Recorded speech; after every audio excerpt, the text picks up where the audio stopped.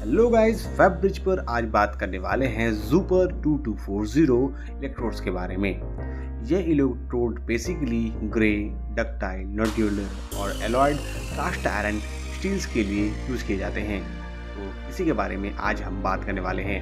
Guys, अगर आप हमारे चैनल पर नए हैं तो हमारे चैनल वेब ब्रिज को लाइक, सब्सक्राइब और शेयर करना बिल्कुल भी ना भूलें।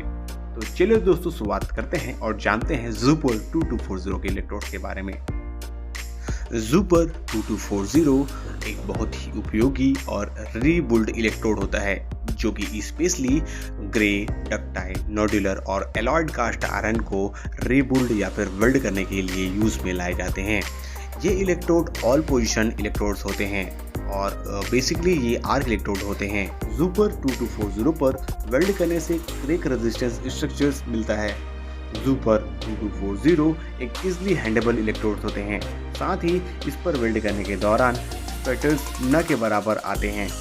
इनके जो वेल्ड डिपॉजिट्स होते हैं वो इजली फ्लोएबल होते हैं, जो कि क्रैक्स को आसानी से फिलअप कर देते हैं। साथ ही इन पर डिपॉजिट हुए वेल्ड की जो क्वालिटी होती है वो मशीनेबल होती है, आसानी से मशीनिंग इन पर की जा सकती है। नेक्स्ट हम बात करते हैं इस टेक्निकल डेटा की। जुपर 2240 का टेंसाइल स्ट्रेंथ 55,000 psi यानी कि 380 न्यूटन पर mm² तक का होता है। यील्ड स्ट्रेंथ की बात करते हैं तो 38,000 psi यानी कि 262 न्यूटन पर mm² तक की होती है। हम बात करते हैं गाइस हार्डनेस की तो 75 HRB और करंट की जो पोलैरिटी होती है वो AC और DCEN दोनों पर इनको ऑपरेट की जा सकती है। नेक्स्ट हम बात करते हैं गाइस जुपर 2240 के प्रोसीजर के बारे में। आखिर इनको किस तरीके से उपयोग में लाए जाते हैं। जुपर 2240 पर वेल्ड करने से पहले वेल्ड एरिया को प्रॉपर क्लीन किया जाना होता है। क्रैक्स को पूरी तरीके से टर्मिनेट करने के लिए लीडिंग पॉइंट पर 1/4 इंच होल्ड करना होता है।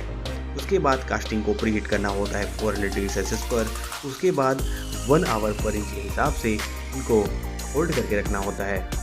उसके बाद वेल्ड एरिया को रिक्वायरमेंट के हिसाब से बेवलिंग या फिर बट ज्वाइंट के हिसाब से प्रिपेयर किया जाता है। उसके बाद वेल्ड स्टार्ट की जाती है। वेल्ड को स्टार्ट करने के लिए नंबर ऑफ पासेस के या फिर सीक्वेंस के हिसाब से वेल्ड की जाती है ताकि कंप्लीटली उस वेल्ड एरिया को फिलअप किया जा सके। वेल्डिंग कंप्लीट होने के बाद जुपर 2240 पर पोस्ट वेल्डिंग की रिक्वायरमेंट होती है, जहां पर इनको ठंडा करने के लिए ब्लैंकेट या फिर वर्मिकुलेट मटेरियल की रिक्वायरमेंट होती है और इनको धीरे धीरे ठंडा किया जाता है ब्लैंकेट पर कवर करके। नेक्स्ट और बात करते हैं गाइस जुपर 2240 के कैरेक्टरिस्टिक्स की। जुपर 2240 की ऑल पोजीशन पर एक्सीलेंट टाई इन और फ्लूइडिटी कैरेक्टरिस्टिक्स होती है। साथ ही एक्सीलेंट वेल्डिंग वॉश और फ्लूइडिटी होती है, जिसकी वजह से स्पैटर्स काफ़ी कम या फिर न के बराबर जनरेट होते हैं। साथ ही यूनिक केमिस्ट्री की वजह से इन प्रोसेस और वेल्ड क्लीनिंग की वजह से इनमें काफ़ी ना या फिर कम के बराबर स्पैटर्स जनरेट होते हैं। साथ ही जुपर 2240 डक्टाइल मैट्रिक्स होने की वजह से इनका जो क्रैक रेजिस्टेंस होता है वो काफ़ी हाई होता है। नेक्स्ट हम बात करते हैं गाइस एप्लीकेशंस की। तो जुपर 2240 का इलेक्ट्रोड पंप केसिंग को वेल्ड करने के लिए बेल हाउसिंग में, high strength alloy cast iron gear boxes में, मशीन बेसिस में, फाउंड्री डिफेक्ट्स को रिपेयर करने के लिए और मोटर केसिंग्स में इनका उपयोग किया जाता है। ये थी गाइस कुछ इन्फॉर्मेशन जुपर 2240 वेल्डिंग इलेक्ट्रोड्स के बारे में। और अधिक जानकारी के लिए गाइस हमारे चैनल से जुड़े रहें। चैनल को लाइक, सब्सक्राइब और शेयर करना बिल्कुल भी ना भूलें। Thank you for watching our videos, our channel, Fabric.